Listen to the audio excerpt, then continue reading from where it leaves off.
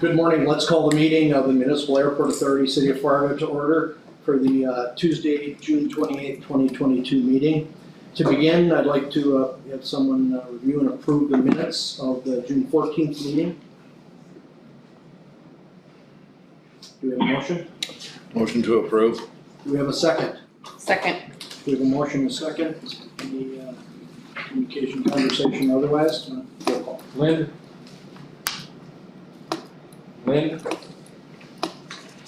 Aye.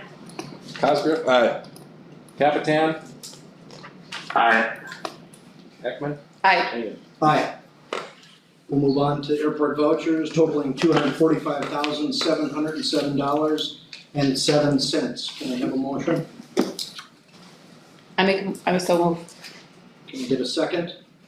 Second. We have a motion and a second. Any conversation? None? Roll call. Lind. Aye. Cosgrove. Aye. Capitan. Aye. Ekman. Aye. Hagan. Aye. Moving on to number 3, approve individual vouchers. Mead and Hunt, $2,046.20. B, Mead and Hunt, $4,399. Can I get a motion? Please. So move. Second? Second. We have a motion and a second. Conversation, none. Roll call. Lind. Aye. Cosgrove. Aye. Capitan. Aye. Ekman. Aye. Hagan. Aye. Moving on to number 4, received communication from Jim Moores regarding proposed expansion. Jim is here. Sean. So this deals with hangar that we approved the purchase of here a few meetings ago in the South Central Radiation area. This belonged to Jerry Hyde. So Jim has purchased this and it's going to go through a concept of what he plans to do with the hangar, with some expansion towards the ramp and expansion towards the naval hangar here. And I'll turn it over to Jim. Okay, good morning, everybody, thank you. Yes, I did find what would be called the Ide hangar, Jerry Ide's hangar from him. And in order to better utilize the building, I'd like to make a few modifications to it. First of all, as Sean just described, I'd like to bump out the front of the building by 20 feet to accommodate a new door. Because right now, the ceiling height in there is 14 feet. And with the door systems that typically get installed, that requires it takes about 2 feet of clearance away to put a new door on the front of that thing. By bumping it out, I can put the door system in that 20-foot bump out and maintain a 14-foot clear height and a 60-foot opening on the entire width of the door. I did meet with Greg, I believe it was Jeff. Jeff, thank you. And he and Hunt talked through the concerns that might be there as it relates to traffic, aviation traffic, and I would not put words in your mouth, but he didn't have any major objections to it. So we've put forth a plan for that, showing that. We've also put together some architectural renderings to show what we would like to see the end product be. Let me just finish on the other 2 things that we'd like to ask about. Number 2 is we'd like to build an addition to the west side going up against the Nagel property. Visited with Mr. Nagel, he doesn't have any real issues with what I'm proposing as long as it's code compliant. We've already visited with the city of Fargo about the wall system and what we would have to do to make it code compliant. There's no real challenges there, no real difficulties. But it would afford us the opportunity to provide a new bathroom, a new office, and a parking area for unloading and unloading planes. So that's the purpose of that little addition to the side. Other than that, I think most of the other changes that we're asking for are cosmetic. I know there's been a lot of concern about the plastic siding that continues to blow across. We plan on removing that entire thing. The dormers that are up on the top that are somewhat problematic from a moisture point of view, we will remove those and get rid of that. And then the third thing is the color. We would like to model this somewhat after the Hangar 19 project, opposed to the bland, earth tone colors, I guess I'm gonna call them that, are currently there. We would like to take on more of that modern look that the Hangar 19 represents. So that would be the 3 requests that we would have. 1 is that we could bump out, 2 that we could add on to the west side, and 3 is that we would be able to use colors similar to that of hangar 19. That's our request. Questions of the board for Jim? Will that cause any traffic problems as it comes out? Yeah, No, we don't believe so, because the taxing lane is far enough out here, once this is all reconstructed, that it'll avoid that. And he will be building right up adjacent to and as close as possible to the Nagle hangar, so there really won't be any separation between the two hangars. We'll have 3 hours as well. Yes. States their tax law. So today what you're doing is approving the concept so we can go to the next step with architects, engineers, the city and approve it. And then we'll bring back, there'll be an airspace study of the facility that's required by the FAA. And then we'll put together a ground lease. If I could just respond to that, the structure that I showed you on this drawing is actually lower than the one that currently exists. So yeah, we would have to do a study for airspace, but we don't see a problem in view of the fact that it's small, it's shorter than what's currently there. It's primarily the airspaces so that it's put properly on our airport layout plan. Okay. Yeah, and we would do that. Thank you. Can I get a motion? I move to approve Mr. Rohr's concept. Second? Second. I'll second it. We have a motion in 2 seconds. Any conversation? None? Roll call vote. Lynn, Aye. Cosgrove, Aye. Capitan, Aye. Ekman, Aye. Hangan. Aye. Moving on to number 5, received communication from Bernie Ness regarding ground lease extension. David, We're hoping to have this at the last meeting with similar to the request that Enterprise did here. So this is Bernie's service facility that was going to be used in his car rental operation for Avis Budget and Payless. He's requesting a 5-year extension for this here. The rate increases to the 25 cents to match the Audubon facility as it did with Enterprise. motion? Move to approve. Second? Second. We have a motion and a second. Conversation? None? Lynn, Aye. Cosgrove, Aye. Capitan, Aye. Ekman, Aye. Hangan. Aye. Moving on to number 6, received communication from Roger Tidd regarding extension. Okay, Roger has 192 square foot space on the second floor of the east room. He'd like that extended for 1 year, 3% escalator. Stacy has the lease ready to be signed. Move to approve. Second. Can I get a second? I second. We have a motion and a second. Conversation, concerns? No? Roll call. Lynn, Aye. Cosgrove, Aye. Capitan, Aye. Ekman, Aye. Hangan. Aye.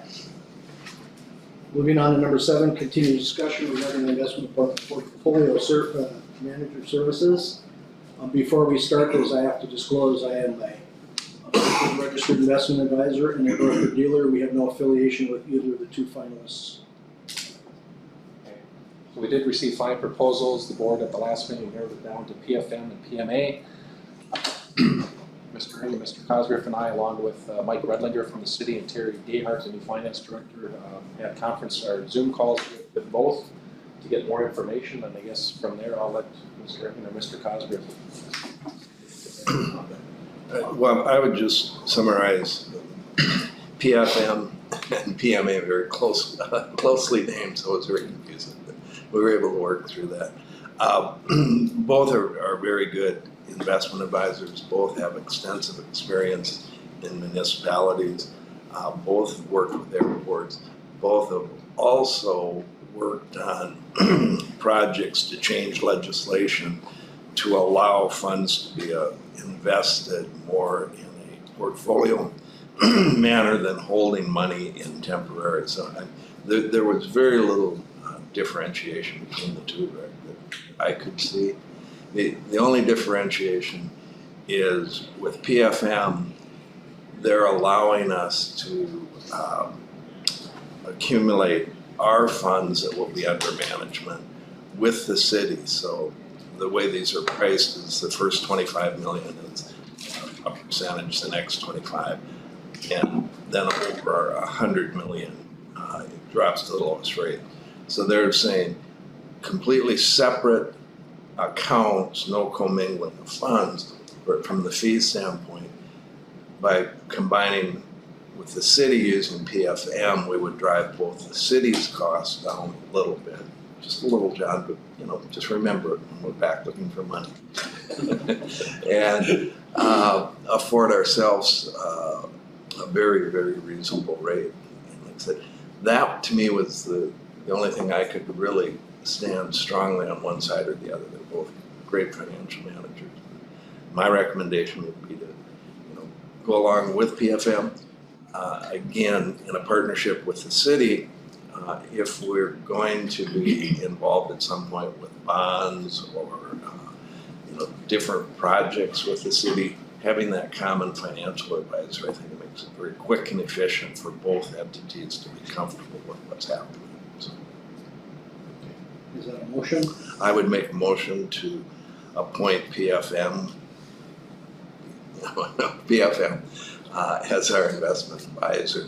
And I know Rick want to kind of figure out a block of funds that would be the investable amount.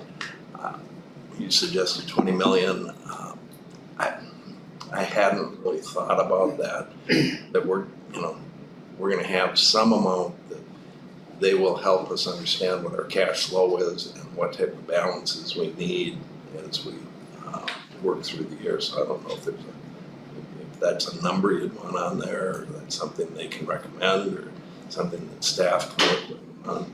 Maybe up to somewhere between 15 and 20 possibly of the operations reserves that we have. Yeah, I just, really hadn't thought about, we can always revise it, but if we pull back money and just hold that in our traditional sort of money market or Century Code constrained accounts, we are giving up some return on investment there. So. Yeah, my preference would be a number, cap on it initially, and then obviously that can be changed. Gives them some working parameters too. There was 6 basis points. 6 basis points. Do we want to say a number between 15 and 20 million, depending on what PFM would recommend? Well, that might be the best way to I approach would it. just put a top number. 20 million, and, open to recommendations. If they look and say, hey, we worked through your cash flow, and that amount that's got to be held very liquid is going to bounce around time of year as projects come on and go off. It's a continually changing number. So Part of the terminal area study will be cash flow thing for liquids work that'll be coming up here fairly soon, which will shed some light on this project. Do you want to add that to your motion? yeah, we can simply amend the motion to start with $20 million and subject to recommendation and further review by the board. All right, so we have a motion to use investment advisor PFM for up to $20 million of our current cash reserves. Understanding that they work with the city at this time and we get a benefit from the fee charged. Can I get a second? A second. We have a motion and a second. Conversation from the board. Concerns, questions? Mr. Chairman, this is Eric Lind. I have a question. Yes. My question is, I know that the Dome Authority mixes their money in here and they're able to move some money around, and the city does kind of the same thing, using home rule charter as the basis to reallocate the money from one pot to another. My question is, I don't think that the FAA will allow that, and my question really is, do we have to consult with the FAA before we do this, because we can't fall under home rule charter? Is that anything that any of you are tracking as well, or am I just being paranoid? I'm not, this is Rick, I'm not concerned about it because they will be subject to an investment policy statement which will be derived from the Century Code. It'll be segregated funds as well. Okay. Any other questions? Eric, this is John. I would tell you both of the advisors had worked with their political subdivisions on finding ways to invest their dollars in compliance with all the sources at a higher return type rate. And so that is something that we would look forward to working with them on. But Central Code will override. Any grant dollars are always going to have their strings attached to it. So it's, but this isn't something that we're pioneering here. It's been done in other jurisdictions. So we are aware that the FAA has a number of strings and any other granting authority has a number of strings on dollars, and we'll be well aware of it. I believe the advisor we choose will be well aware of it too. Any other questions, comments? Call the vote. Lynn, I gotta say no. Cosgrove, Aye. Capitan, Aye. Ekman, Aye. Hingham. Aye. Moving on to number 8, review market adjustments for airfield maintenance. Okay, in the last meeting, we received information, it was in the newspaper, and then also the city commission approved a mid-year market adjustment for their equipment operators through Public Works and Solid Waste. We have had a long history of following those, classifications and salary ranges for the similar employees here at the airport. So you have the memo that was June 8th that Terry Ludlam and Joe Manette had presented to the city commission, which was approved for that 5% increase. And then you also should have a spreadsheet, and Mr. Strand, there's one next to you there that covers the spreadsheet that shows the current step for the airfield maintenance specialist 2, the airfield maintenance specialist 3, and the airfield equipment technician. It just shows you the market adjustment. My calculations are is that this mid-year adjustment would be on an annual basis just under $17,000 a year for those positions to keep on par. I think as we see the diversion group coming to town and putting pressure on hiring heavy equipment operators, I think it's very important for us to stay on par, at least with Public Works, so that we don't start, poaching each other's employees, et cetera, for them.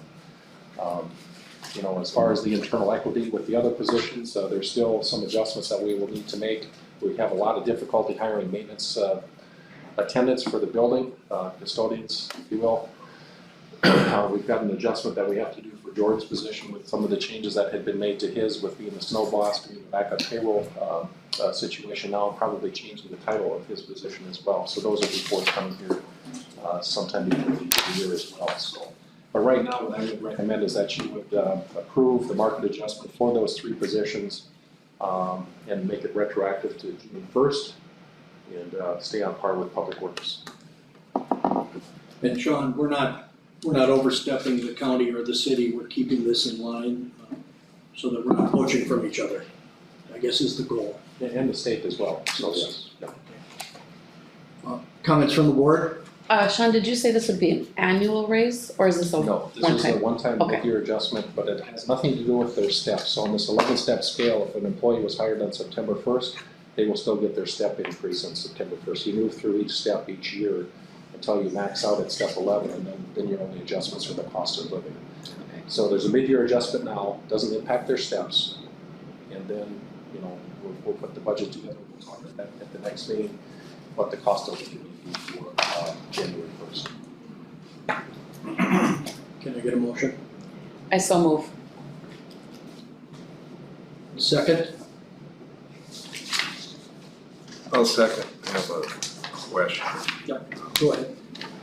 Commissioner Strand, as we both kind of face this, do you have a plan how the city's gonna, once we start, riding the waves of what we need to do salary-wise, keeping it, it took us a long time to finally get where we want to be on the scale, and now I know I'm not arguing against the increase, I'm just saying how do we keep the balance and integrity of all the positions going forward? I don't know that I have an exact answer, but we're doing an overall market study of everybody to see where we're at with every department. And I think this is an indicator, this is happening across the city, within every reach of the city. There's concerns that some raised that even our increase that we afforded wasn't enough. They're still concerned we might have turnover and people being, recruited away from us. So, but we have to do something. I don't know the answer going forward. I think that our budget process is going to be really interesting, and stressful. And I think the county's was 8.5%. Well, it's under discussion and hasn't been It's being discussed. So Right. it's good that we're all kind of keeping parallel with each other, so we're not, taking each other's people. And you're doing a, Question, this is, Yes, an Mr. overall. Chairman, this is Captain Tan with a question. Yes. Jim. Go ahead. Yeah, I know that the newspaper and it was just brought up now again that the county's going 8.5%. That was something that just came out from our county administrator talking to all the department heads, and it was brought up as a suggestion. And that's all it is right at this point, is a suggestion. It was not approved. It was just brought up, and there were some concerns by at least 3 of the 5 commissioners as to whether or not that's too high or not. So it's the form was mistaken in what they wrote that we made this offer. It was not an offer. It was a suggestion by the county administrator after his conferring with all the department heads. Okay, thank you for the clarification. Commissioner, you're doing a sort of citywide all-position market study is Yes. where you're headed, so. Yes, That's something that you can that's share with unfolding us. now, and yeah, we should absolutely. So we could, I don't know if it'd be any benefit to us to join the study. I think our That'd be a position. good question. Well, we find out the name of the company that's doing it, because our positions are so unique. Other than the equipment operators, possibly building attendants, we don't have any other similar positions to look at. So I get the name I'll of the find out. company that's Okay. doing it. We can take a look and see if they've done airport stuff before. And Yeah. we've used ADK in the past, but we're certainly open to suggestions. Because I know what Commissioner Cosgrove was saying as far as the internal equity. That's a big part of what we did with the PVC to make sure that there's internal equity. This is kind of a one-time deal that's out there to just keep pace, because there are, I've been asked by, take Border States, Northern Improvement, going underground, op construction, they're all looking for equipment operators. They say, you got anybody that we can hire? It's just, they got trucks parked because they don't have enough employees to haul aggregate and everything else, so. That's what our worry is, some of our new employees are looking, say, hey, I get $5 more an hour over here, see you later. And we just can't afford to do that going into a winter and the critical operations that we have. So. I think our efforts to maintain our employees' relationship and the time we put in them is important as well. And every person that leaves that we hire a new person, and that's a lot of time put into it too. And I'm not sure the dollar value of that, but I know that becomes maybe more expensive than a pay increase over time. So we have a motion and a second. Yes. Any more communication or discussion? None? Roll call. Lynn, Aye. Cosgrove, Aye. Captain, Aye. Beckman, Aye. Hingham. Aye. Moving on to number 9. Could I make Go ahead. one, Commissioner Strand? Perhaps instead of us finding out from the paper that the city's gonna be giving raises, if we could have more communication so that we can stay on I'll par. bridge you all together immediately. Okay, thank you. Yep. Good call, Paul. Number 9, authorize attendance to the 2022 ARFF Working Group Symposium. Okay, this is an annual thing that our aircraft rescue firefighters attend, so we'll have a couple that will be attending this conference down in Florida in August. Motion. Move to approve. Second? Second, We have a motion and a second. Any communication or conversation? None? Lynn, Aye. Cosgrove, Aye. Capitan, Aye. Ekman, Aye. Hingham. Aye. Moving on to number 10, receive communication from the North Dakota Aeronautics Commission regarding 2022 grant. Okay, you saw the preliminary report and then finally on June 16th, the Aeronautics Commission did contribute $2 million towards our $4 million plus shortfall in the cargo apron, but there was no federal funds available. Those funds, it appears, were transmitted to our account yesterday. So just it's for your information. There's just kind of an FYI for you. Thank you. So we appreciate what the Aeronautics Commission does for us. And that process, Sean, not just with the Aeronautics Commission, but the FAA, is an always ongoing process too, as projects are completed, as we request dollars from prior projects that are eligible, correct? So, yeah, that's correct. So if you're looking for, what the balance that's there that is not covered, we have a couple of options. One, we can hold it for a future passenger facility charge application that we covered, or we can put it into our CARES grant. We still have projects that we're going to put together for an addendum to our CARES grant. I'm not sure when that's going to be, if it's going to be next year yet. We just have to get the projects done and work with the FAA on doing the CARES to get the balance. All right, moving on, number 11, receive proposed meet and hunt contract for construction service East Economy Parking So Lot. now that the project has been bid, the contracts have been awarded. Meet and Hunt now moves into the construction services phase of that to oversee the construction. And they have a contract before us for a maximum cost of services of $215,000. Your approval of this, if you chose to do so, would be subject to an independent fee review. And we've sent this to former Alltech engineer, engineer Wes Schoen out in Bozeman to do the independent fee review for us. That's required by the FAA. So, Can I get a motion? Can I get a motion? I move. And a second? Second. I'll second it. We've got a motion in 2 seconds. Any conversation on it? If none, can you Lynn, call the roll? Aye. Cosgrove, Aye. Capitan, Aye. Ekman, Aye. Hingham. Aye. All right, moving on to number 12, receive update from meeting hunt regarding terminal area study. Hey guys, we gotta hit this off. We got Brandon Halverson, Justin Street, Mitch Walker, Matt Doobie. We got the whole John Scraper. Meeting Hunt all over the place. Where the next meeting's bill will be big. We appreciate you coming.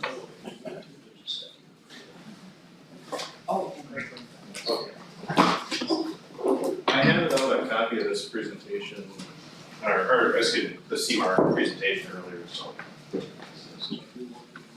So Brandon, Okay. it's the floor is yours.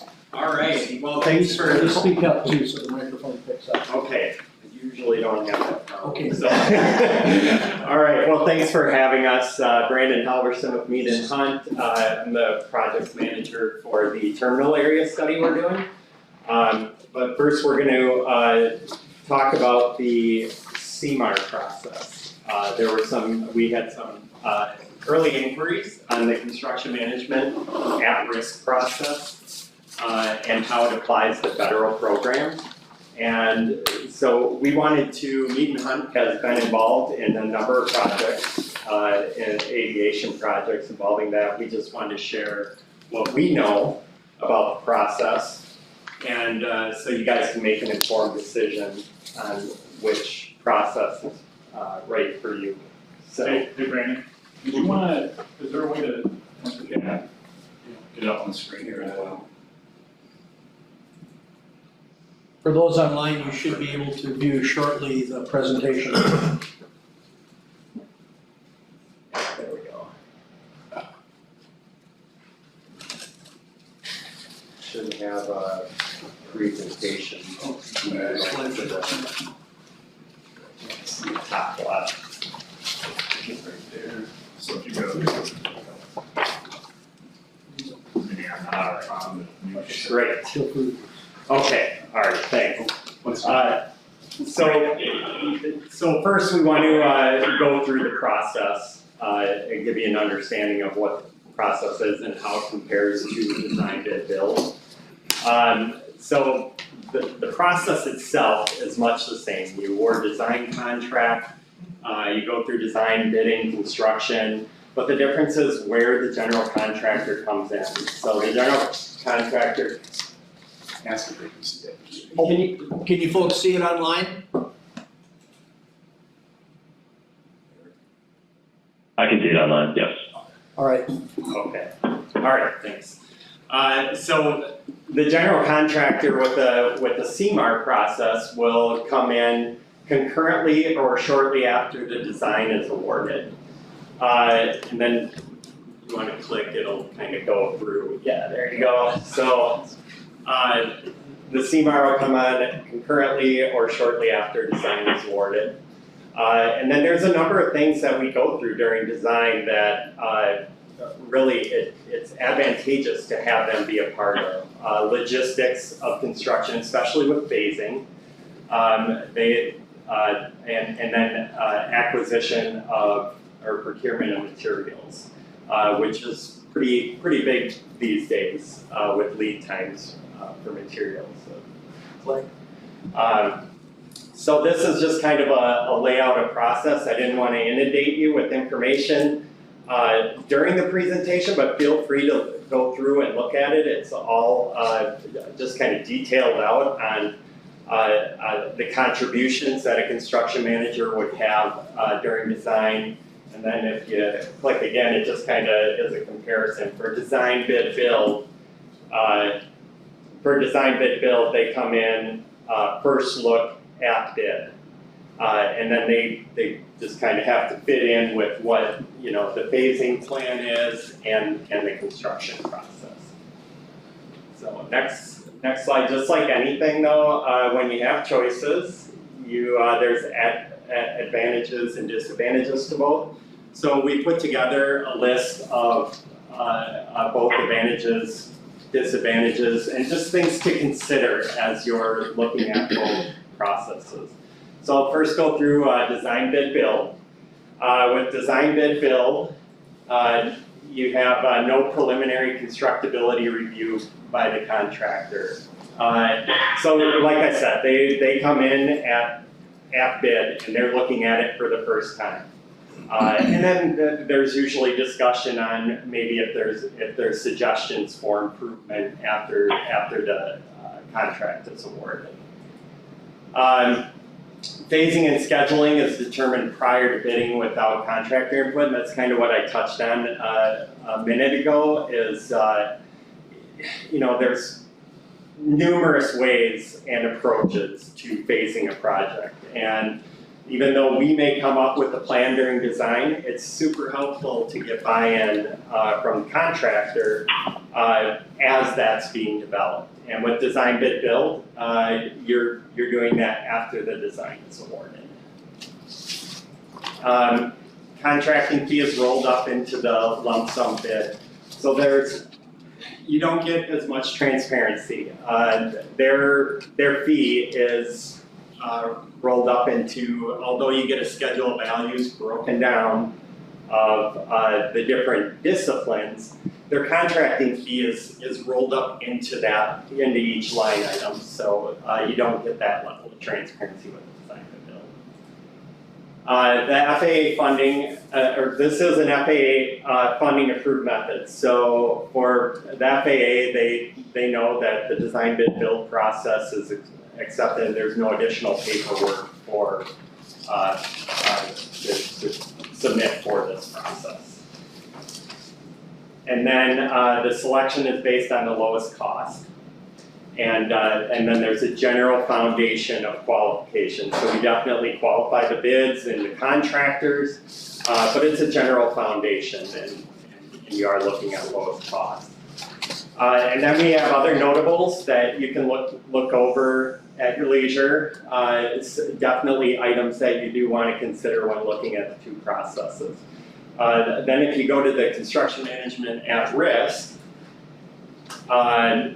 you'll see that they're familiar with the project early on. As I mentioned, they get a look right at once the floor plan is locked down.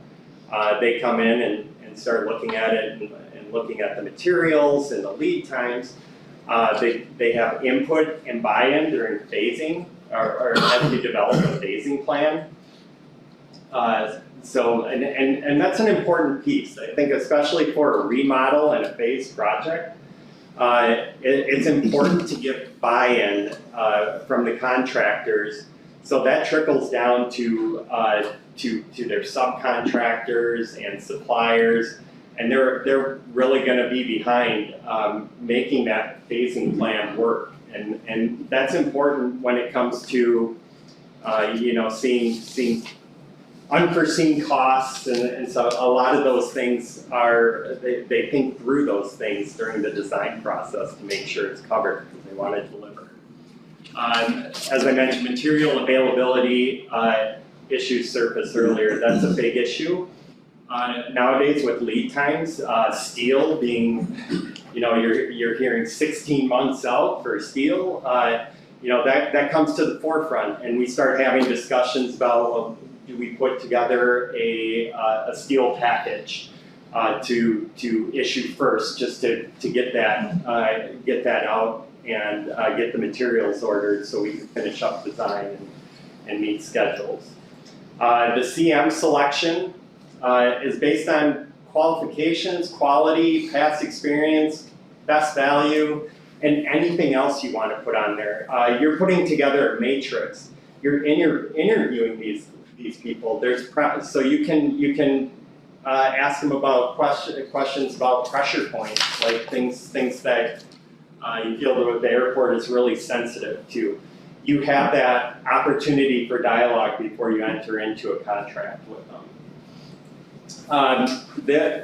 This method, it's we do have to go through a justification questionnaire and submit that to the FAA, but have success with that, and that's no issues. It's just an extra approval step that we have to go through, and we certainly help with that.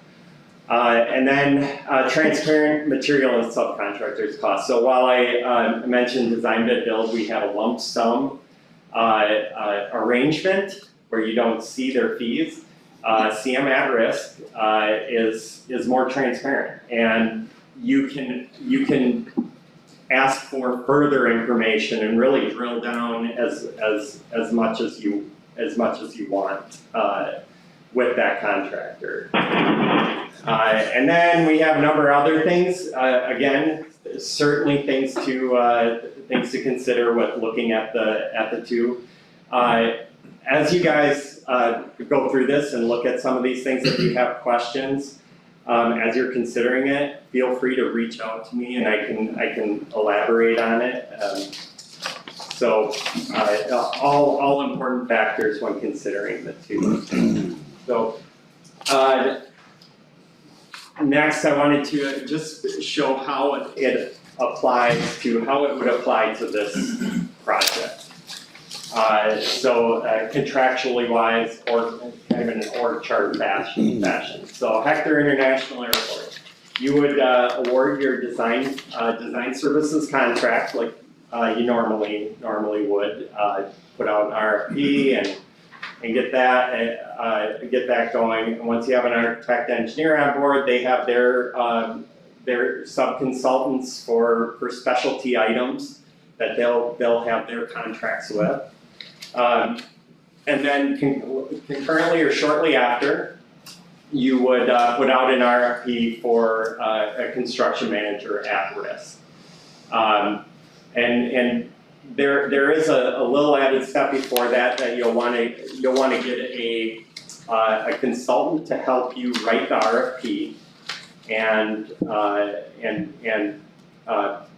put together the contract, and that's a critical piece because you really want to outline what your expectations are for this construction manager, especially during design. You want to get the most value out of it, and this consultant is going to help you write that RFP to get that. Even the amount of detail that you want to see as far as breakdown and costs, milestones of where we're seeing at every design step throughout the way, how we're doing budget wise. you wanna see that, you wanna outline it in your contract, making sure that they're, that they owe that to you at every step of the way. So, the CMAR would come on board, and they would also help with coordinating all your soft costs. And when we talk about soft costs, we're talking about furnitures, fixtures, equipment, all the other things that aren't involved in the construction, the contractor's piece of it, but they're peripheral to the project. They'll help coordinate that within the budget, the overall budget, and the timing. They can track all that. And then once design is done, then they go out to bid. So you do have a bid component to this. One thing to note on this is that even though you're negotiating the CMAR, the construction manager at risk, you have, it's broken down. There's many pieces broken down in this, and so it can also be looked at as an advantage to draw in smaller local contractors because they can break it into pieces that smaller contractors can handle. With a project this size, depending, in a community this size, it can really limit the companies that can handle it. So in a CMAR process, you have that opportunity. Now, one thing to consider during that is, and a decision that needs to be made is how much they will self-perform or how you want to do, whether they even have an opportunity to self-perform or if they're just going to be managing the project. So this is a breakdown of some of the subcontracts that they would have. Next steps, what you would need to do and decisions that would need to be made. Prior to fall of 2022, you'll want to, I think before a report is done, you'll want to make a decision on whether this is the right arrangement, contract arrangement for you, design build versus CMAR. Because then at that point, you'll want to submit your FAA justification questionnaire, get that completed, get approval, so you can get a consultant on board to write your to help you write your RFP for a construction manager. And then at that time, at the same time, you would be putting together your AE RFP as well. If the CMAR is the right direction to go for the airport, this is what I mentioned before, that a consultant can help you generate that and generate contract language. I do feel like that is key, because if you don't take that step, you can question the value of a CMAR. So you just want to make sure that you go through those steps and get the items and the expectations down in that RFP in your contract. So other than that, Matt is here. Matt Doobie, I think you all know, has been involved directly with a lot of the Mead and Hunt projects that have gone through the CMAR process, and I can give you a few examples, specific examples of the projects. Thanks, Brandon. Sure. This is still a relatively new process. 5 years ago, we weren't doing this for airports. Traditionally 95% of our projects were design, bid, build. But now the FAA has gotten behind it, and so I'm personally working on 5 different projects right now, construction projects through CMAR in 5 different regions, so California, Florida, Washington, Indiana, and Montana. And the biggest takeaway I can say of all of this is that the CMAR process positions you best to take advantage of the bill funding that's coming out. That is the reason, if you bring them on board, that gives you the opportunity to do early packages, and we all know that the bill funding supports or puts at the top of the line if you're construction ready or shovel ready. And so that's what this is the greatest opportunity for, because let's just say we started design our design team was taken under contract and went for the full concourse build, you could be 2 years before you bid that project, fully. This one, if you do engage with the CMAR, you could engage someone within the next funding cycle. So ultimately, I think that's the true benefit. There's not as much a savings, but there is a cost certainty and there is a schedule certainty that you find with this. And so those are two safeguards that are nice to have. It does require a consultant team to make sure that they're getting accurate bids, there is transparency. Anything that they're self-performing, you have to have a certain level of quality to it. But the reason it's good to give the CMAR some self-performing is because then they're invested in the game as well, because let's just say it's concrete. It's one of those critical path items that if they do it expeditiously, it allows all the other trades to be on schedule. So those are the big takeaways, but I think it is something that really suits your plans moving forward for the next couple of years. Mr. Chairman? Questions from the board? We're all kind of familiar with the design, bid build and everything. When you say guaranteed performance, is there a performance bond attached to it, or what type of financial due diligence are you doing on the construction management to see that they can deliver on that? Yeah, you will have your typical performance and payment bonds in place. It really literally is bringing, especially in a multiple prime environment in North Dakota requires. Once you get to construction, it's much the same, except you have one number on speed dial. That construction manager, you'll be able to call at any given time when you have a question on scope, schedule, or budget. And then change orders would be handled through that construction manager. So is that under the guaranteed price? Depending on whether it was within the scope at the time of bid. If it's added scope after the point of bid.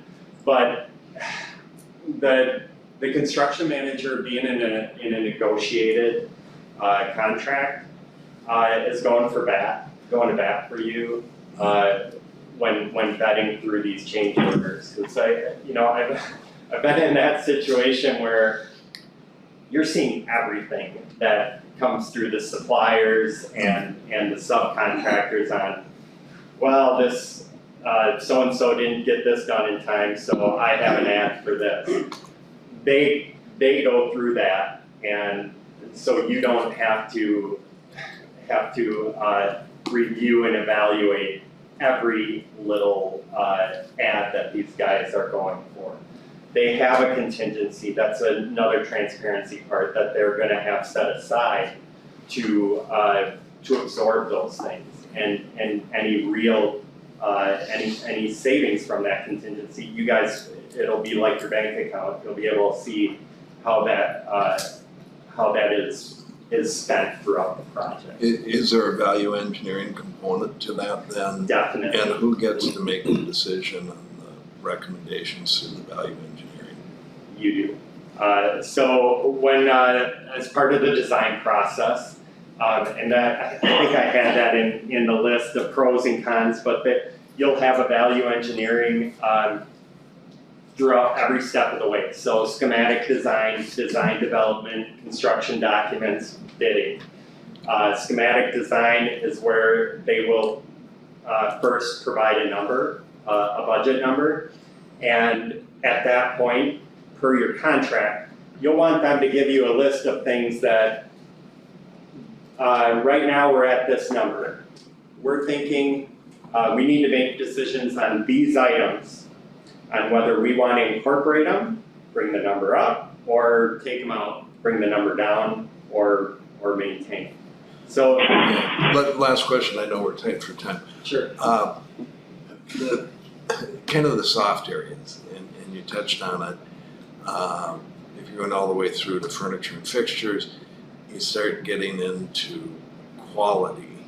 And so the construction manager, I understand, wants to minimize their costs, make sure they perform on it, but how do we say, wait, you're putting carpet in now that's contractor grade, or we wanted an upgrade to a more commercial? How do you, I'm just trying to, in my head, get my head around that, because there's a number of things that can make a building look very cheap. Yes. And how are you suggesting that's defined? Well, that's where Mead and Hunt comes in, to help guide that, because for example, for the carpet example, our interior designers know what the cost per square foot is for a certain level of carpet, in concourse, in high profile areas. We're gonna have an expectation for finishes, and that is communicated to this construction manager, to ensure that that is included in the budget.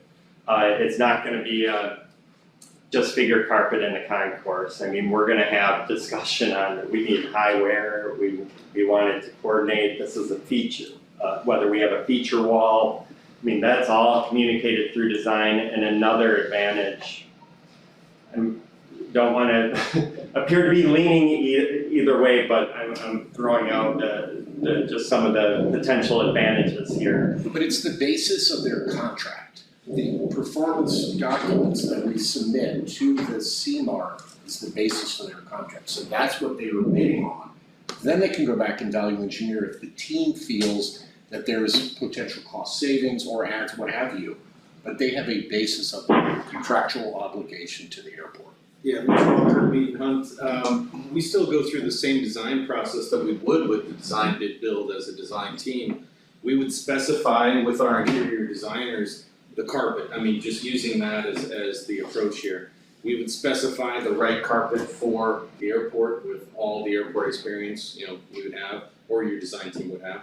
And then in reality, I think what you're looking at is like a design build situation, Exactly. where the contractor has that sort of authority to try to bring those costs down by reducing some of the quality.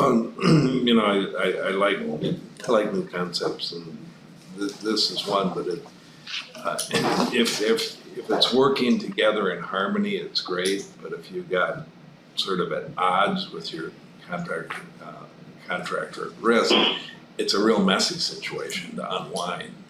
Yes, absolutely, and I've seen both of them, and I really think the two key components, one is that interview process, because you're gonna ask those questions as far as teamwork, how they intend to work together as a team to bring this project to a success, and then also the contract. Making sure that you have someone to guide you on putting together that RFP and contract. Those make sure they deliver to your expectations. So to not get too far in the weeds with carpet already. Yeah. I wanna talk chairs. Design build or construction management, which one do you believe is to the best interest of the authority with what you know now after multiple years of doing the CM? So my experience, when you're doing phase remodels, the sooner you can get that contractor in and involved in the design process, the scheduling, the logistics of it, the better you are. In today's world, with the scheduling of materials and stuff, it's almost invaluable in a project this size. So the other thing I would suggest, and Brandon's kind of mentioned it, is and a point to Mr. Cosgriff. Speak loud. Mr. Cosgriff's concern is the idea of hiring an architect, and that architect as part of your interview process with that CM. So obviously, you're as a authority and the architect as a team they're choosing somebody together, so you eliminate a little more of that issue of if you're not gonna get along. We've got airport, my counterparts across the country, that CMR is the only way that they will do a project, period. We've got others that are design build believers, so. Design bid build, right? Bid build, Yeah, yeah. design build technically is not allowed by the FAA, but you have to get a special exemption for that. I think for points that you mentioned. And India Sioux does CMAR almost exclusively right now. Minneapolis Airport has done it for years. Aaron and I have met with at least 3 different CMAR reps here in town, if it's Kraus Anderson or McGow or Mortensen. And they're very interested in bringing that solution to the table for us, so. But, yeah, I guess it's something we can think about here for a while, but we do have to make a decision to get this summer to get moving forward. Winter's coming. It is. So I think now we'll move into the next part where they're gonna show you the concepts and hopefully we can pick a concept for the terminal expansion we would like and Justin and to go. So I think you've seen us both online, Justin Anderson, he's done the majority of the planning for the terminal area study, so we'll move into the presentation for where we're at with the terminal area study.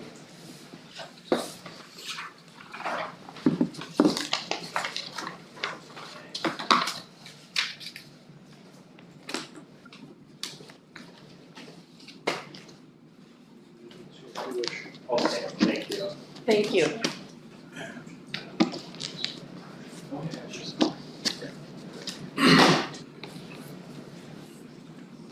Just John. I wouldn't have Okay. John's. Yeah, No, he doesn't. yeah, so, all right. I didn't hand them out, so is there one that's attached? Can everybody online see the presentation?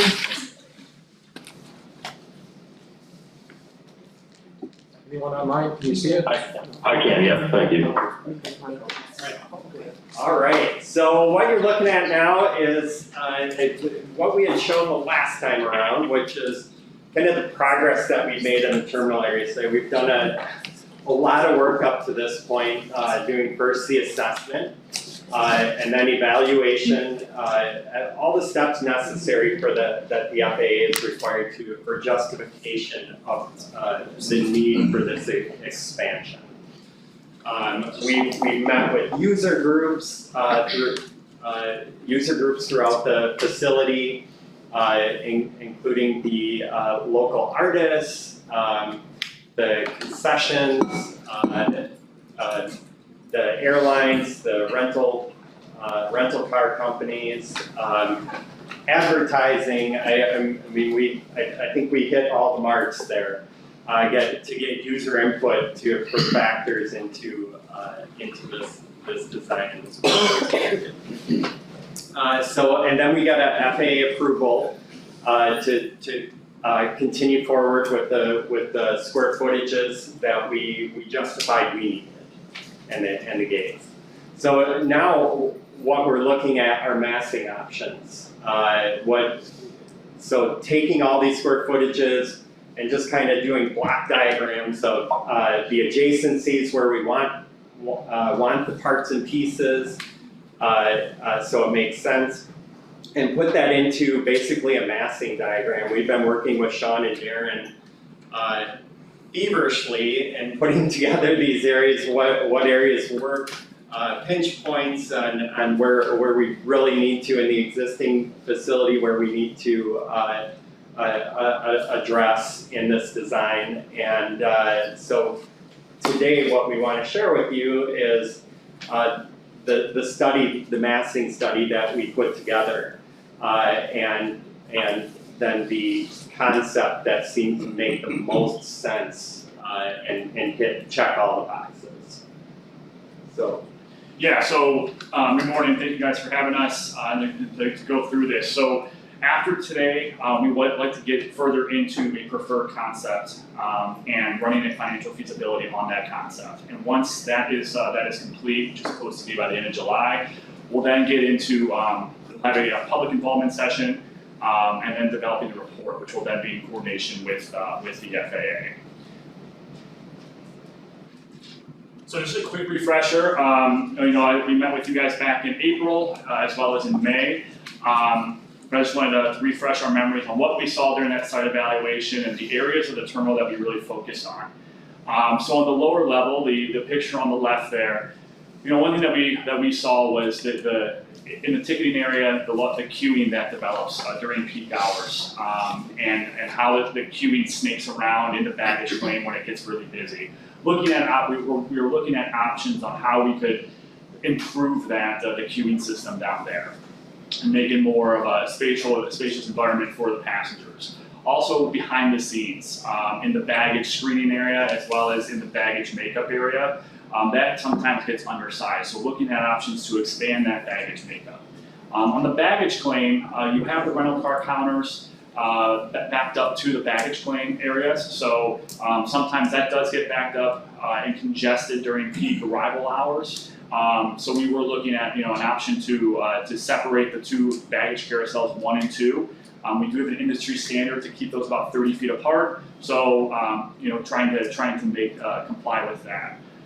A lot of the focus was on the upper level with this study. So as you guys, I don't know if you guys have traveled early in the morning or during peak times here, but queuing during the peak times in the checkpoint, it gets backed up into the vertical circulation, into the escalators and the staircase.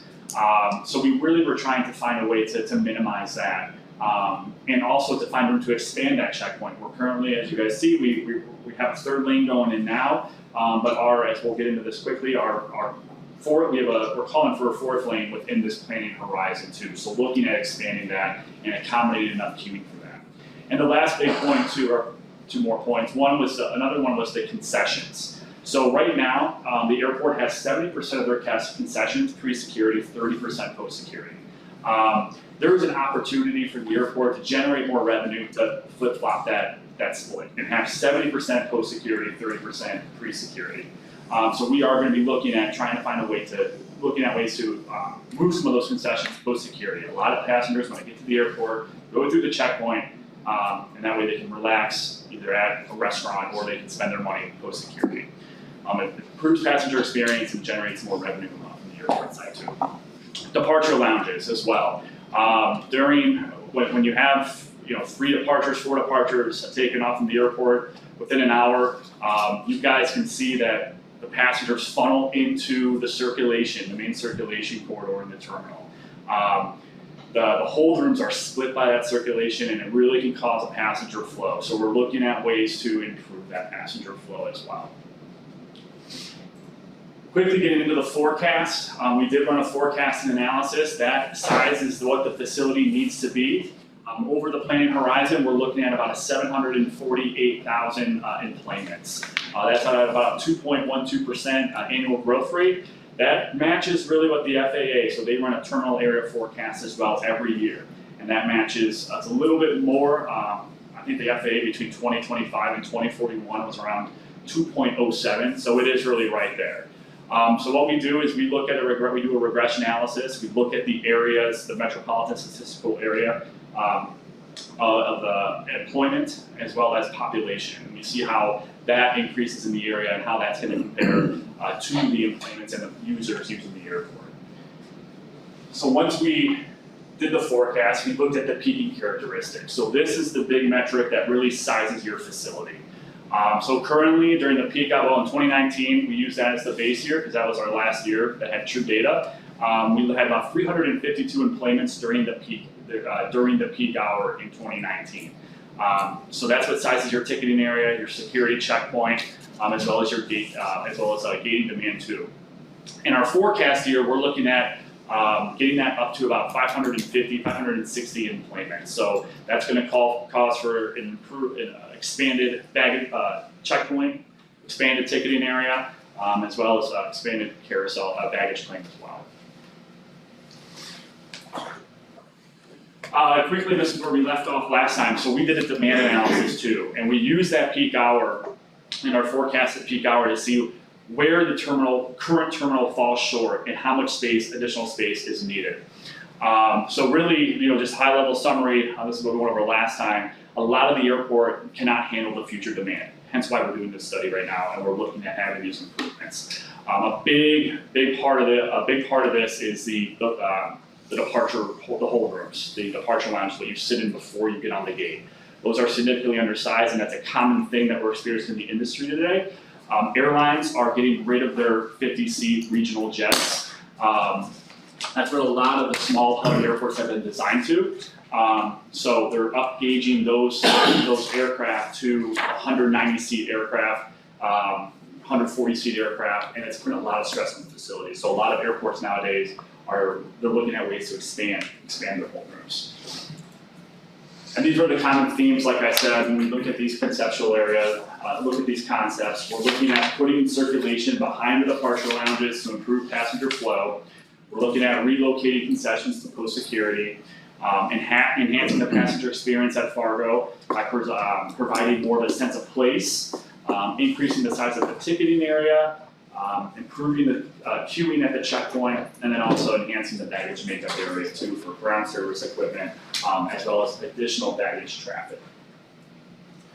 So the first, we developed two alternatives for the check-in area.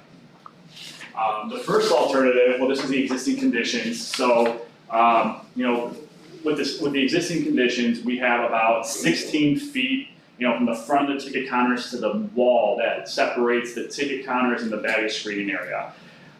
We have about 18 feet of the queuing space, and then about 9 feet for circulation.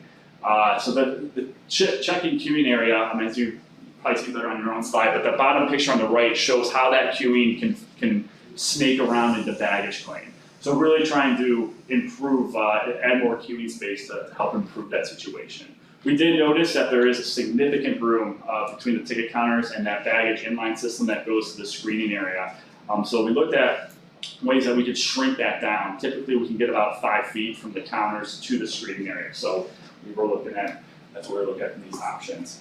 So the first option was to maintain the wall between the airline ticket offices and the ticket counter, and then just pushing the ticket counters back so there's only 5 feet. That did not involve any relocation of walls or the front facade of the terminal, and it gave us an additional 6 feet of queuing, 5 feet of queuing space. So this was more of this does improve the queuing space by additional 5 feet without major reconstruction and major relocation of the walls. So I would just add, that puts the ticket counters back to where they were when the terminal was built back in 85, 86. So it's moving the counters back. Okay. The second option, if I go back and forth here, you kind of see that we push the entire facility back into where the existing baggage makeup area is. So it does relocate that wall to provide us a 30 feet of queuing space and 15 feet of circulation beyond that queuing space. More of an expensive option, but it does give us that industry standard about 30 feet queuing space for passengers and ticket processing. And it does provide additional circulation behind that. But it was like I said, more of a costly option to do that. With our evaluation here, though, we wanted to look at how this would impact phasing, how phasing would be impacted by this. We did think option one was the preferred alternative here, giving us 5 more feet of additional queuing space. And with the expansion, if we do expand this head house, when I say head house, the ticketing area out to the east, as we'll get in here in a little bit, we think there's a way to improve the existing space and the spatial layout of the queuing system.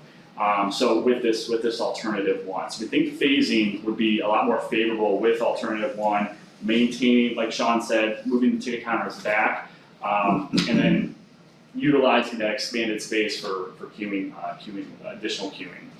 So option one, alternative one for the check-in area was the preferred alternative here. The next areas I should say, was really the meat of our alternatives. So we have the security screening checkpoint and the concourse alternative, and what that east expansion looks like. these alternatives were built around the checkpoint and around how that circulation corridor works in the terminal.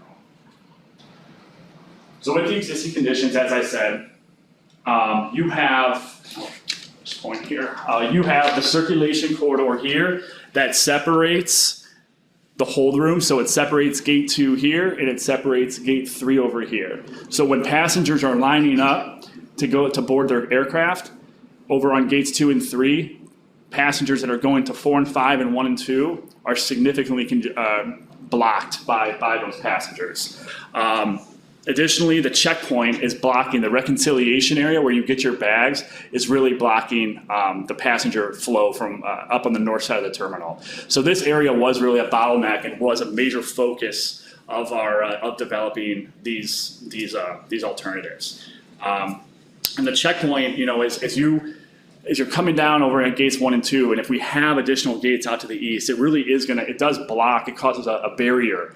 It separates the existing concourse.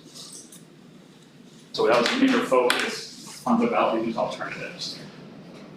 So the first alternative was keeping the checkpoint in its existing location and adding an additional lane. Like I said, based off of the demand, we need to keep space for a 4th checkpoint lane and then provide enough queuing for that lane. So what this would require us to do is it would require us to relocate gate 2 and gate 1 to the expanded facility. So in the blue outline, you see an expansion. So it's a 60-foot expansion off of the existing concourse, as well as an expansion off of the east part of this head house here to provide for a circulation after you get out of the checkpoint. So from a checkpoint standpoint, we add another lane, add additional queuing, but we still have that circulation issue over on the west side where it's divided by the checkpoint.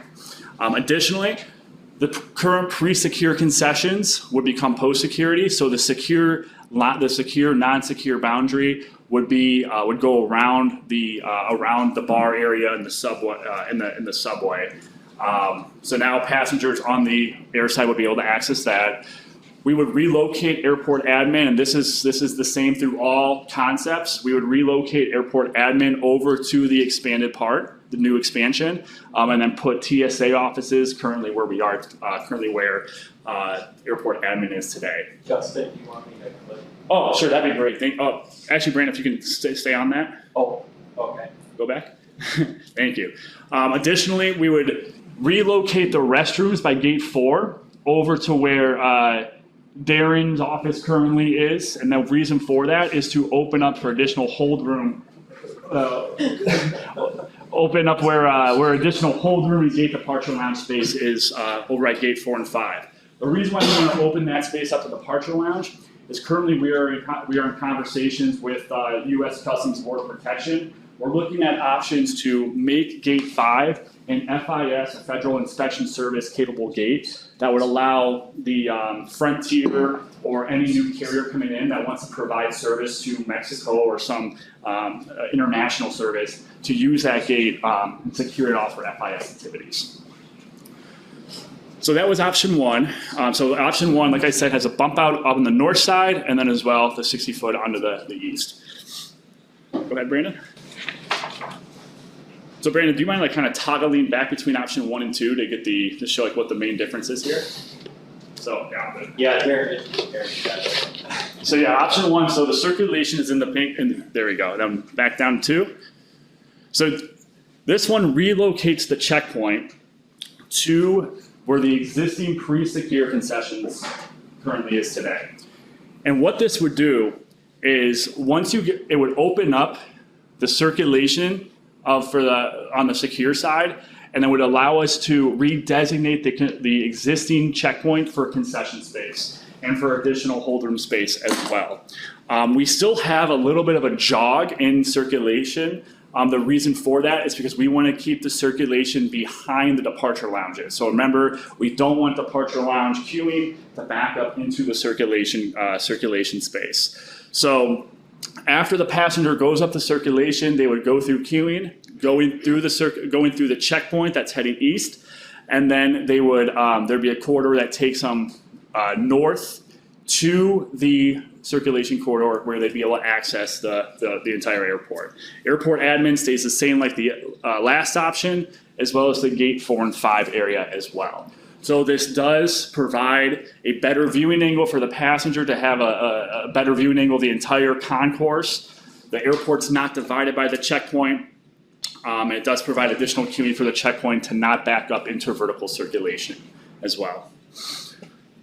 I also want to add on too, we are providing space. So where you guys see in your plans, where you see like the pink area, that is space to preserve for a business lounge, a play area for kids.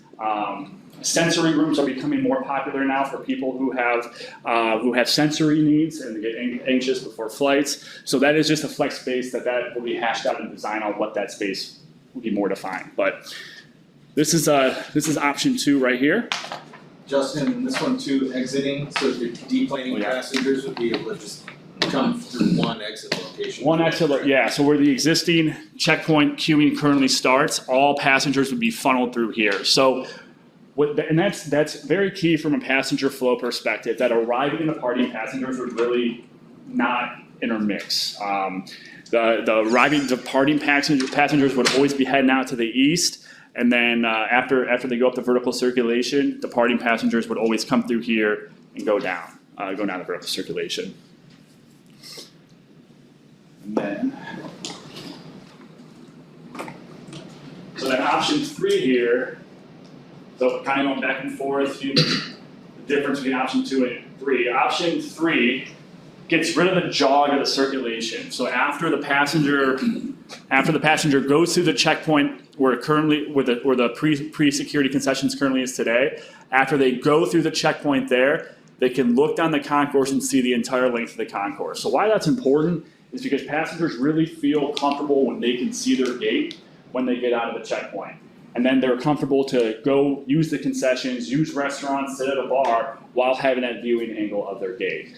You still utilize the existing space, the space that's currently the existing checkpoint for concessions, which is great. It has a very good view of the airfield. It's a better, and these 2 gates are calling for additional departure lounge space too. So we can reutilize that security checkpoint space for additional departure lounge space as well. But this, like I said, gets rid of the jog and straightens out the corridor all the way through. Exit passengers still arriving passengers still come through this area right here, similar to the last option. The only difference between option 2 and 3 is, like I said, the straight circulation as well. Between those 2 options, I just noting that you have that panoramic view of the existing space where you currently have your checkpoint. Using that for a seating and like a feature space for concessions, I think really uses that space well. Can you point to the pre-security concession area that we talked about? Yes. A small coffee shop or gift shop in that area there? Yeah, so that would maintain and actually expand. It would expand out into where we are today, the boardroom. The boardroom would be relocated over to where that airport admin space as well. All right, bring to mind. Yeah. And then on the bottom floor, so this is pretty consistent throughout the options. On the lower level, we do have an expanded, so we're maintaining the wall where the airline ticket office is separated from the check-in area, but we are expanding the airline ticket office out into the expanded part. This is the head house. The check-in area gets expanded 60 feet out to the east, so that will provide an additional space for about 10 ticket counters or flexibility to adapt to whatever airline technology comes out. So there's kiosks or 2-step bag drop as well. And then outbound baggage, the baggage makeup area behind the house. Most people forget about back of the house, but it's operations, but it's very important. This gets expanded out into the new underneath the new concourse as well. So a lot more room for baggage makeup area as well. From a baggage claim, on the baggage claim side, we are proposing to separate the baggage carousels 1 and 2. They are going to be scheduled to get replaced in the near future. So when that replacement does occur, to have that separation by 30 feet. And then we are preserving a spot to relocate rental car offices out into the southwest corner of the terminal. That would get rid of queuing that's near right when you get down to the stairs. And then it would also add more depth to the rental car offices. They did have a comment about needing more depth in their current office space. So we are preserving that, and we are putting that in the estimate as well. Brandon, next. So here are some massing options. So before we should go through this real quick, I do want to say these are just massing options. The material that you see on the building, it's not going to be what it really is. It's just showing you what the shape of the building is going to look like between the three options. So here's option 1 with the new apron as well. So we are calling, like I said, for 9 total gates. Option 2 pushes back. And then to get rid of that jog from option 2 to option 3 and to have a straight circulation, we do have to bump this out 35 feet. So that's option 3 right there. Looking northwest, there's option 1, option 2, and option 3. So loading dock as well. And I also want to add where concessions comes in will be right here, and there will be a TSA screening area for the concessions right adjacent in the front of the terminal. So currently today it's on the side on the east dock. That'll be relocated. Goods will be screened and then already be on the post security side. So that's just a comment that our concessionaire had as well. Going from the looking out southwest, option 1, 2, and then 3. And then here's just a summary that, for your notes, I won't go into this, but just for you guys have the packet, a summary of the 3 options and what they are. And then here's our evaluation. So with the evaluation, we looked at the concourse, the security checkpoint, and circulation and some considerations. If you want to get into the details of how we evaluate each option, it's in your packet, but in summary, we are looking at option 3 that did check the majority of our boxes and got rid of a lot of what we found out in the site evaluation. So Brandon, if you want to go to the next one. Okay, so I get to take this one and don't shoot the messenger here. I get to start to talk about costs here of the concepts. I think as everybody knows, construction costs have really gone up over the last few months even. So we're trying to be realistic and practical as we put these numbers together. Numbers that we're seeing on recent projects that have bid. And then we're also forecasting when we're actually going to receive these numbers. So cost of living increase and kind of the trend of the trend of inflation. So these numbers, concept 1, we're at, and these are all-in numbers. So these include all the soft costs, like I said, the cost adjustments for a 2024 bid, and also a contingency. So we got 119 million for concept 1. And the ramp expansion too. And I'm sorry, yeah, and the ramp expansion. So terminal building improvements and ramp expansion, we could add on to that. Yeah, past your boarding bridge, like all that is in here. And then concept 2, we're at 113 million, just over 113 million. And then concept 3, we're at, it's kind of the Goldilocks right in the middle, 115 million. So like I said, this is, we have this broken down also in between for what airport improvement funds would be expected to cover versus sponsor. We're still working through that, and that's going to be part of our next steps, working for the financial implementation plan with Leibowitz Horton. So we're going to be having a series of workshops with Steve Horton, looking at and working through and coming up with a financial implementation plan for the preferred concept. When you talk about the concrete portion of it, it's not the existing, it's just the new, the existing is another. That's a whole nother Yeah, project. so that's another, all right, just to be clear. So if you remember when I presented to the commission and on our CIP, it was a $65 million project plus the concrete. We're about 30 million more now, just in less than a year. But excluding the original concrete on this site. That's a whole other project. And just to be clear as well on the concepts that we're showing, that includes the renovation of the existing as well. I would also point out, just from the standpoint of the AIP and the sponsor shares as well, by the nature of a concourse project, this project is largely eligible. Infilling the area under it is, pretty cheap space we've seen. So, a design team will wanna be able to try to effectively break out, can effectively break out a couple of different bid packages to isolate costs from a eligible share or an ineligible share. When you see the lower percentages of the AIP, or basically AIP meaning FAA, we would try to work with the airport and the FAA to try to maximize that's always what we try to do, is just maximize the federal involvement. So it's safe to say the Apron expansion will be 90% eligible for federal funds, 10% local, and of that 10% local, hopefully we get 5% from the state. The magic and the confusion comes in the terminal itself is gonna be somewhere around 75, maybe 80% eligible for federal funds. But that doesn't mean the feds are gonna have all of their share.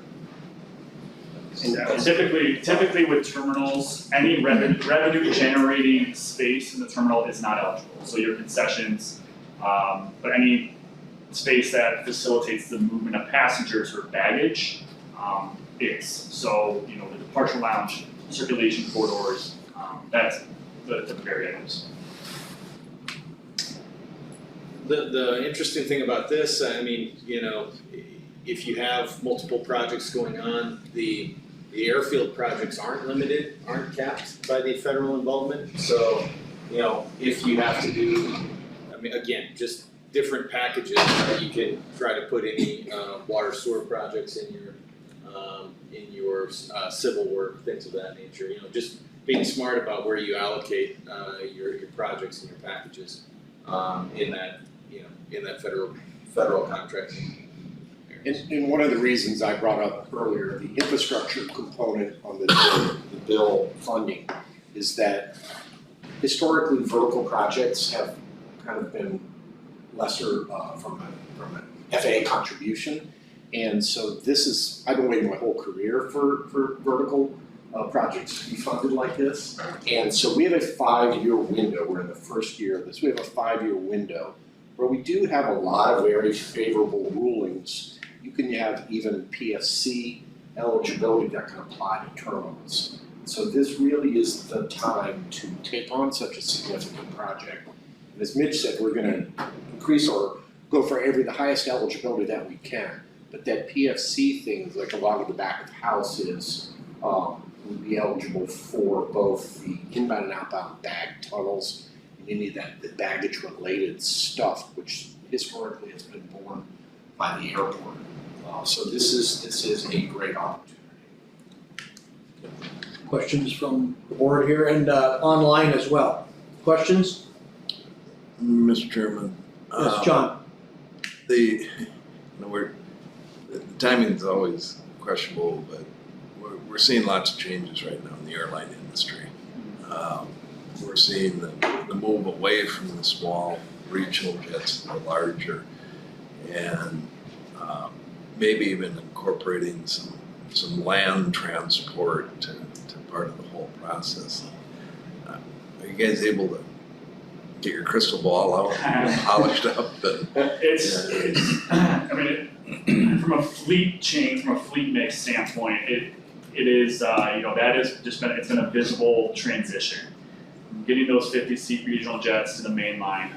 What's nice about we had the opportunity to speak to the airlines, and not just the local folks, but their corporate real estate folks as well, throughout this process. And they were able to say, you know, we might be able to have this route be upgauged from a CRJ to a E175. So you're adding, you know, to a 76, you're getting a 76-seat aircraft here in the future. You know, we did some forecasting of, well, that an Atlanta route might come back and might be an overnight on an A321, which is an additional 145 seats of an aircraft. So the airlines is tough right now for two reasons. It's because of the fleet mix and then also the pilot shortage. So that is it's a real problem. You know, American just cut back. They just cut back on 3 airports earlier last week to Toledo because specifically because of pilot shortage. But when it comes to, you know, the growth that Fargo has experiencing and the recovery of and the health of the economy that you guys have been experiencing here, you know, we have to plan for its continued growth. And the facility to accommodate that. And one of the things that we saw from the pandemic was a kind of a disappearance of the business traveler. And so we had the leisure traveler, which really ramped up. The business traveler is slowly coming back, and certainly in your market, but the leisure traveler is not going to go anywhere. So how do we accommodate that ultimate growth over this 10, 15, 20-year period when we've got this brand new infusion of travelers in the market?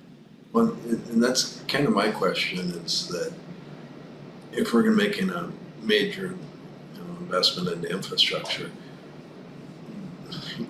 can we look out far enough to say, it sounds to me like there's going to be fewer airports and larger capacities, and can we look at this also with an eye towards how do we expand our market area? How do we bring more passengers through? And how are we in a position so when the airlines are making those decisions, we've got the infrastructure to support it? So regarding the catchment area that you're referring to, you know, that is, it's, and I know, Sean, you're working with Air Service Group as well, but it really is, the facility itself does not sell routes. The terminal itself does not sell routes. It's the region that supports a profitable route. So being able to sell the region to the airlines is how that works. And, you know, being able to retain for example, retaining students from North Dakota State and growing the population that way, that's more of a regional effort than just, you know, a specific airport. The airlines do a really good job of knowing where the passengers come from, so we've been at multiple speed dating meetings with airlines or corporate visits. They can turn on a map just based on zip codes. They know exactly where people, and they'll show you this heat sensor map of all the way to the Canadian border and beyond, and way down into South Dakota, past Alexandria to St. Cloud, all the way past Bismarck. Here's where our passengers are coming from. Allegiant tends to draw from a farther area than, say, maybe a Delta, United, or American, but that's the big mystery that a lot of airports have. I think Fargo, Moorhead, West Fargo are well positioned to continue to be that magnet for air service into the short term and even the long term into the future.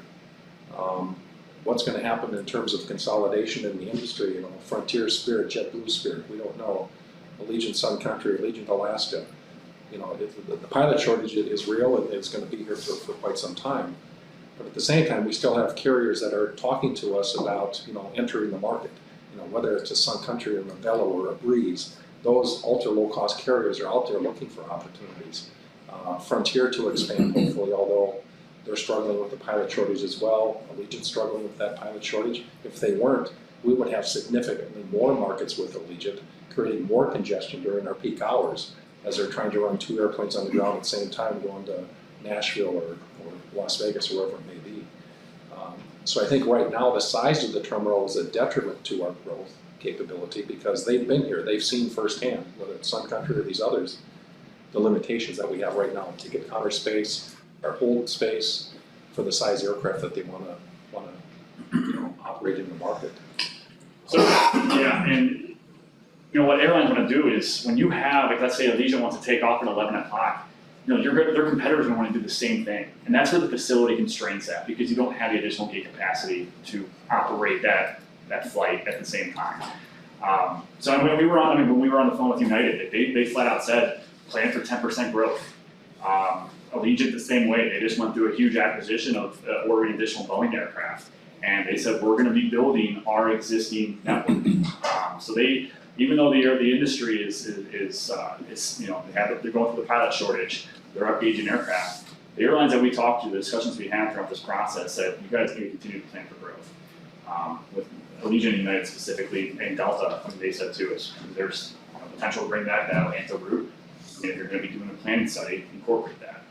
Can you talk about the security features you discussed about international checkpointing here? Yeah, so that we are in early discussions right now. Customs and Border Protection, they came back, they came here last two weeks ago. So what we're,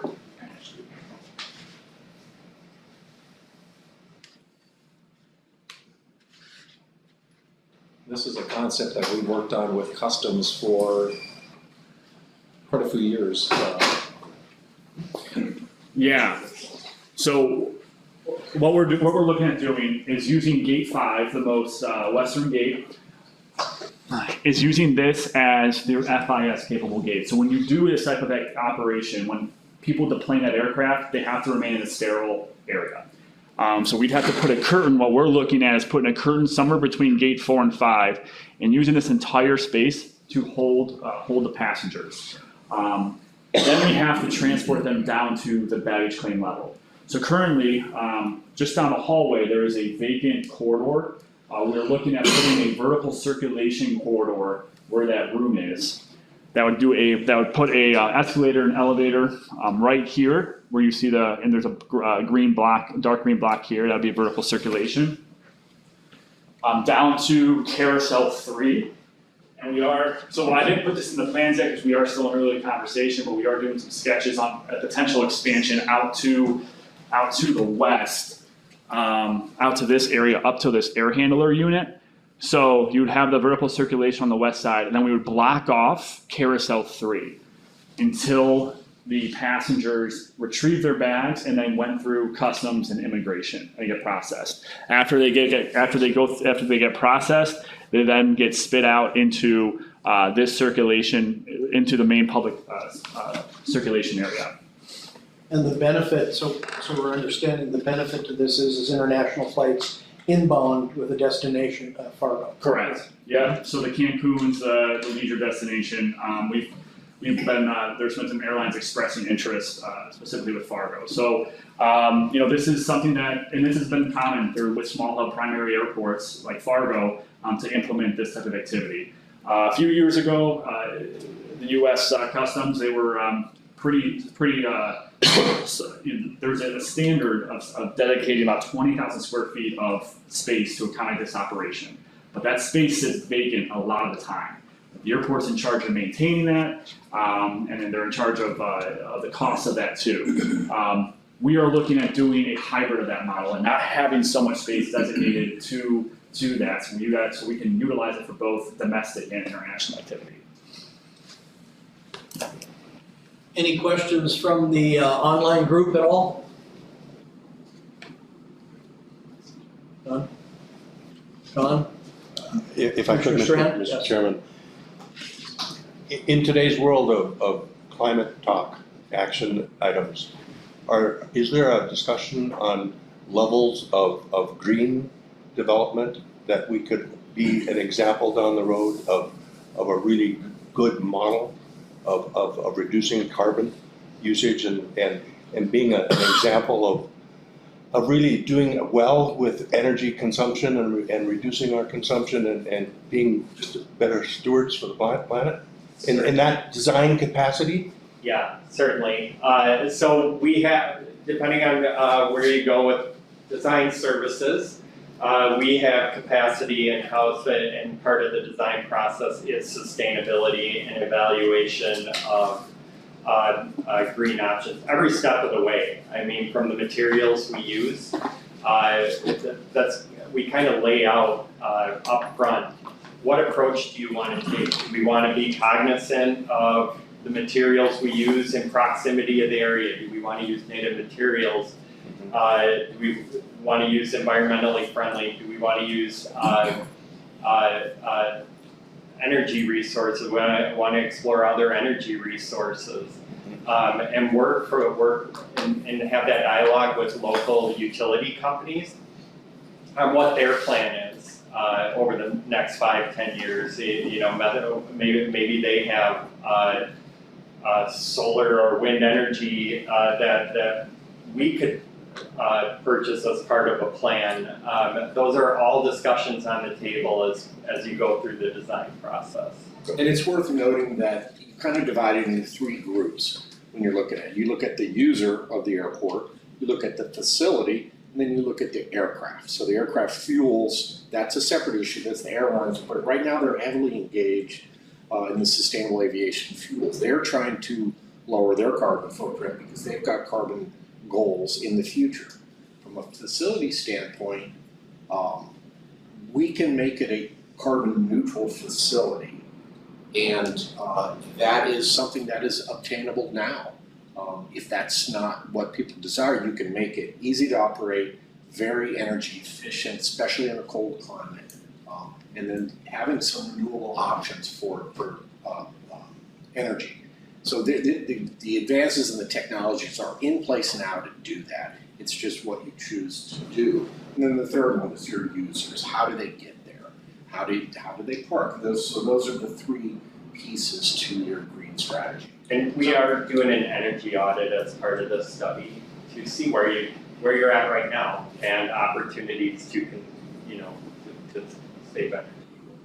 Besides practical, implications to this, I think the city would, my guess is that the more we can be futuristic and be ahead of ourselves and show examples of being responsible and doing it right, I think you'll have a greater reception at the city for us putting out a showpiece of this is really a good model of being good stewards of the environment and planet with our energy uses and expectations.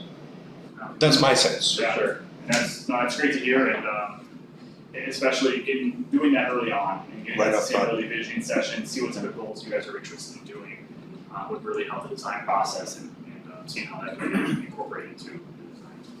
From your statements, it sounds like it's a component of already, a consideration already. Yes. So with Matt's been mentioning the Civil Infrastructure Law and what projects are eligible for that and how they get ranked by the FAA. One of those metrics that the FAA uses is sustainable, like how this project is going to improve sustainability, it's going to improve the environment, and have those sustainability components. So the federal funding, there's an incentive to do sustainability to get the federal funding. Yeah. Good. I think many times we assume it's not, but going forward, you assume that it is part of it in the process, which is Be part of the budget breakout. If you choose to go that route, you can set aside so many dollars as you're going through designs and you want to put forth towards sustainable component. So you can easily communicate that to the community.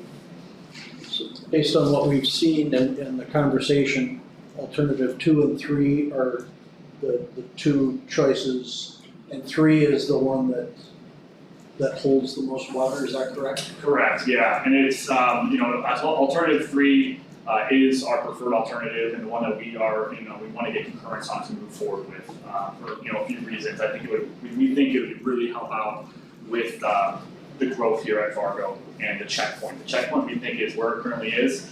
It would prohibit some of the not only passenger circulation and the growth of that would require the checkpoint expansion, but also from a concession standpoint and the passenger experience.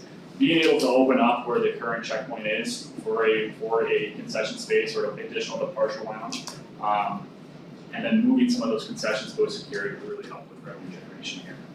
I think to your point as well, Commissioner, having a facility that's set up for the future also. I mean, this is going to be a difficult phasing project right now, but hopefully is one that sets you up for ease of expansion down the road as well. So, if your catchment area grows, if leakage reduces, if your emplanements increase significantly, it's just adding, it's not reshifting everything like concept one would have to do. That checkpoint would need to go at some point.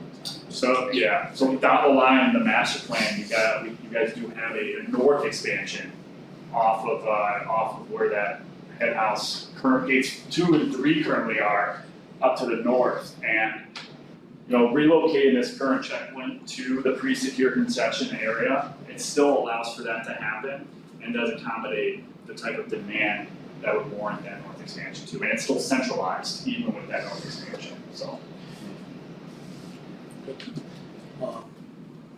Can I get a motion for alternative 3 as far as the group for them to move forward and let's get some progress on this? We have a quorum still? Yeah. Jim, are you still on? Yes, I am. Okay. How do we know it's you? Eric as well, we have 4. Eric is still in. What's the password? Can I get a motion for alternative 3 of the 3 choices as presented? So moved. Can I get a second? We have a motion and a second. Who was the second? Was it Eric or Jim? Is Eric? Eric, okay.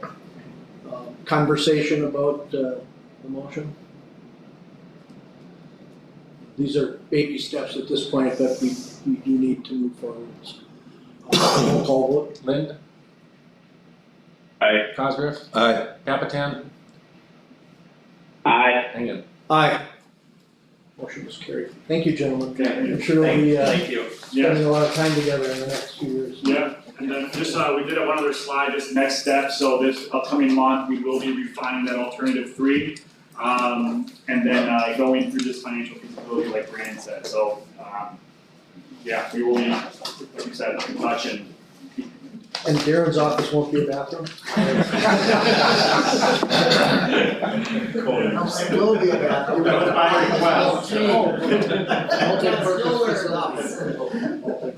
Thank you. All right, move on to airport construction and security update. Walk around on the exit plaza, you can see the pile of asphalt out there.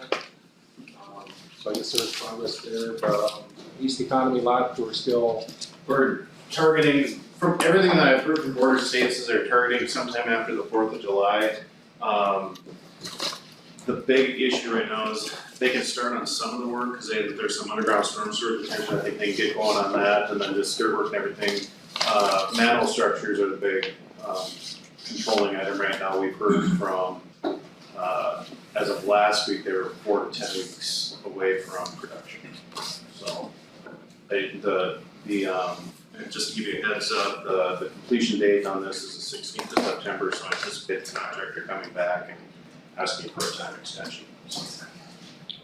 the security checkpoint, the walls are moved out, painting is underway, carpet, they started to put down the new carpet yesterday, if you've seen, especially in the west exit area.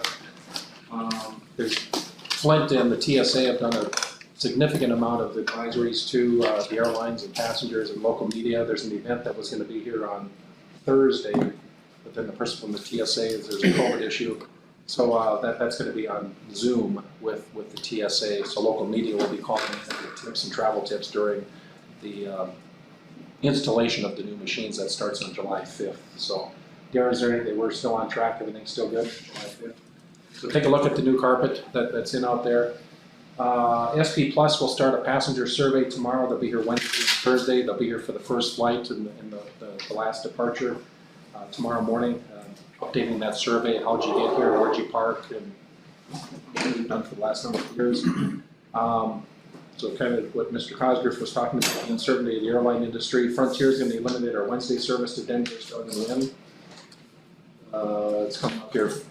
I think it was August. In August, so as they deal with the pilot shortage issue, our Orlando service comes back in November as opposed to I think October, as it sits right now, but it's ever changing with the pilot shortage. You probably read in the newspaper, I mean, there was thousands thousands of flights that have been canceled over the last week and a half, so and that's gonna continue, whether it's weather, but primarily it's due to pilot shortage. So I don't have anything else. Anything else for the good of the order? Nothing? Meeting adjourned.